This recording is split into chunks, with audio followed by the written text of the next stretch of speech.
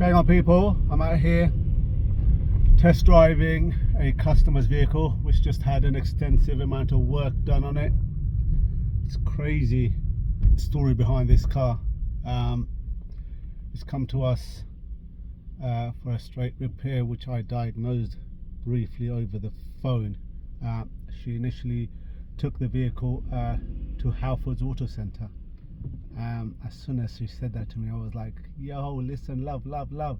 First and foremost, let me give you free advice. Never, ever go to Halfords autocentre. And also, actually, don't go to Quick Fit either. Although they are brand names, guess what? They're laughing stock of the motor industry.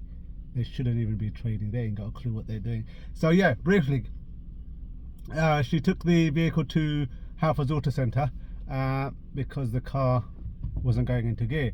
So they've diagnosed it to a gearbox. I was like, how did they manage to do that? What diagnostic did they carry out in order for them to have been able to confirm it's a gearbox? And you want to go and change a gearbox based on what they've said. Listen, love, first and foremost, yeah, in order to confirm it's a gearbox, you need to dismantle the gearbox and check the internals and stuff like that to be certain it's definitely the gearbox. Even then, you'd want to send it for inspections and all that. Did they do any of that? The answer was no. So based on that, I said, listen, tell me exactly what happened before Halfords even looked at it. She was like telling me the car wasn't going into gear, and when it did, it wouldn't move. So I was like, listen, most likely it's going to be the clutch, and worst case scenario is probably going to be a flywheel. So let's go with that clutch and see how we get on, and when we take the gearbox off, we can have a general inspection and see how we're doing. And that's exactly what we did. We brought it in. The clutch was battered. If you have a look at the state of the clutch on this vehicle, you'd be surprised. It's one of the worst ones I have seen to date. And yeah, it turned out to be just a clutch, as I also confirmed. It's a solid flywheel, so we didn't need to change the flywheel. So boom, I've test driven this vehicle now, and it's perfectly fine just with the clutch replacement.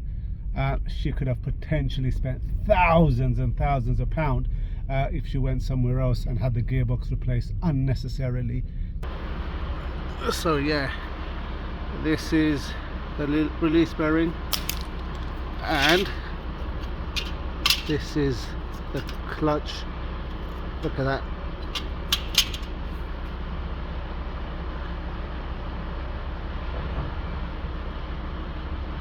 Completely broken up inside.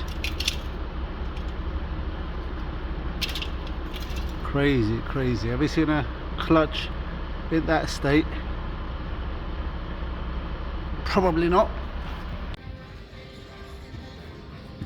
Brake clean a little bit, Isha. Yeah. Solid flywheel though. Yeah, it's okay. Sure, yeah. I was thinking it was cracked, but it's not cracked.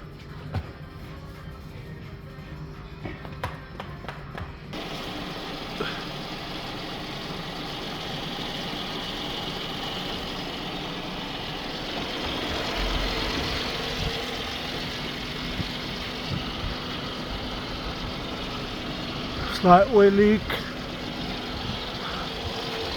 Well, in terms of the gearbox, there doesn't appear to be anything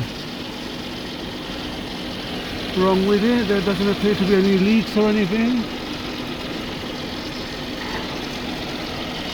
I think this is where we dismantled the gearbox, slight seepage from the pipe. So this is the car that we're talking about.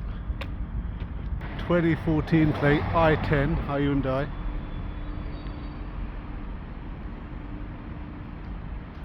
2014 plate Hyundai i10.